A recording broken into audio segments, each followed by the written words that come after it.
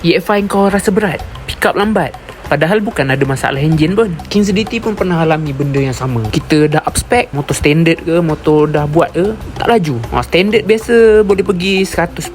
Kalau long distance tu set sprocket tune boleh pergi 102, tapi tak dapat. Kalau macam kita dah up spec 65, 62, kebiasaan setakat 18 RZ tu senyum kambing orang panggil, tapi tak dapat. Jadi apa yang kita perlukan untuk kita bagi betul-betul motor kita padu? Jadi try barang ni. Ini adalah CDI CDT Racing PNP Honda EFI plug and play. Sampai boleh terus pasang, cabut CDI lama, boleh pasang terus CDI CDT. Motor korang pernah jadi macam ni tak? Tak keluar power sebenar. Tu bukan sebab apa, sebab motor pakai CDI standard. Pakai CDI CDT padu macam ni, padu piau punya.